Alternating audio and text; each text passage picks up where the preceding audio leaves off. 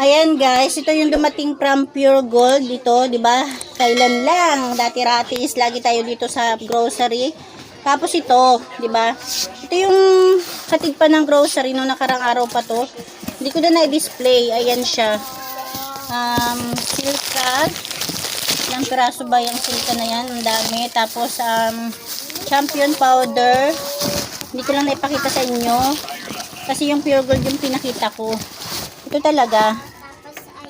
Tapos ayan guys, ito naman yung binayaran natin ngayon dito. Ayan, 3,198. Bali yung may bilog is yung gin, 1,296. Diba ibig sabihin is nasa 1,000.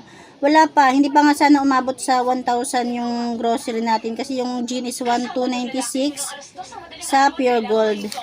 Ayan, naka-sale yata ngayon yung gin sa Pure Gold. Tapos ito, ayan.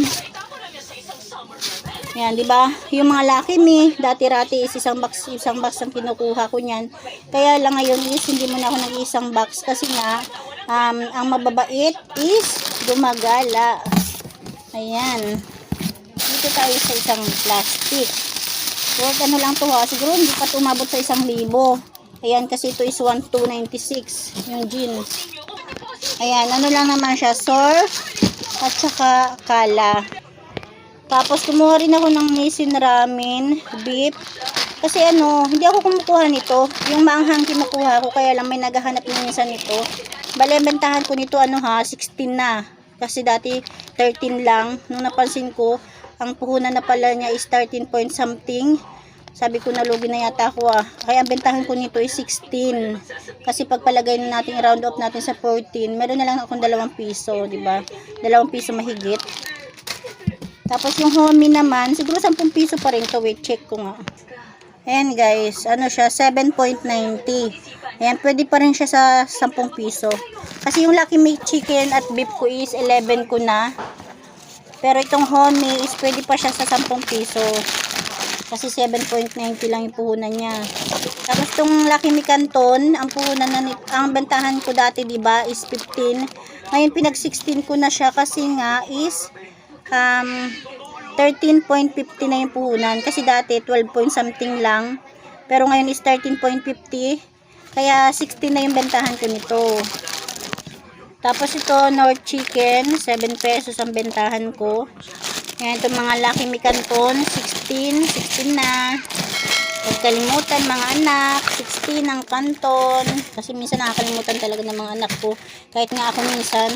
Tapos ito, ayan, 11 pesos na yan. Hindi na pwede sa 10 kasi ang puhunan niya na is 8 point something. Nasa pagpalagay natin 9. Diba? Hindi na siya pwede sa 10. O yung iba, siguro yung mga hindi nangungupahan. Tapos diba, pre-delivery naman. Walang mga bayarin masyado. Ayan, pwede sa 10 din. Kasi nasa piso na lang yung tutubuin. Pero kung nangungupahan kayo, tapos medyo malaki-laki yung bills nyo lagi, ayan, huwag kayong magpapalugi. Tapos ito naman, ayan, 4 season, 20 pesos pa rin bentahan ko. I-check ko na rin kung magkano yung puhunan na. Ayan guys, ito ayan siya. Ang tang 4 season is 18.10. Wait na yan. 18.10, ang bentahan ko is 20. Nasa 1.90 pesos na lang pala ang tubo ko. Katulad ngayon yan, sabi ko, nangungupahan. Ako isa na ako sa nangungupahan. Pwede ko na pala siyang i-22. Pero 20 pa rin talaga bentahan ko sa mga tang Ayan, 20 pa rin ang bentahan ko. Tapos sa Burr Brand Swak is 12 pesos pa rin naman ang bentahan ko nito. Tapos sa ganito, 8 pesos. Sa ganito, 7 pesos. Sa ganito naman, na 200 ml is 12 pesos sa bentahan ko. Tapos yung Youngstown is 23. Tapos yung Century Tuna is 37. Yung Mega is 22. Yung Argentina, ay yung Wow Ulam is, i-check ko nga kung magkano to. Tapos ito naman is 30. Saan pa ba? Ayan, 22.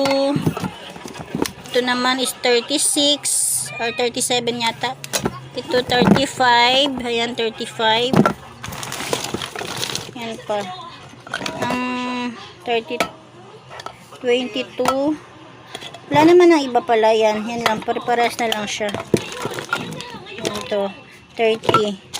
Yung ano lang. Ang ganito ko lang is ang lahat ng 552 na adobo, mechado, caldereta, 30. Ang 32 ko lang is flex and oil tsaka hot and spicy. Yan lang naman guys. Tapos sa gin, ang bentahan ko talaga niyan is 65. Diba? Yun lang guys. Thank you for watching again. Kaya wag nyo talagang kalimutan, wag natin kalimutan i-check lagi ang resibo. Kasi kahit ako mismo, is minsan hindi ko na-check kung nagmahal na ba, nagtaas na ba. Napapansin ko na lang na mataas na pala talaga. Hindi ko alam kung matagal na ba o kailan lang. Diba? Katulad na lang ng mga piatos. Diba? Ayoko man magtaas pero siguro palipasin ko lang ilang araw. Magtataas rin ako kasi nga nung upahan lang ako, nagbabayad tayo ng kuryente, tubig, upa dito sa bahay, di ba? Kaya yun lang guys, thank you for watching.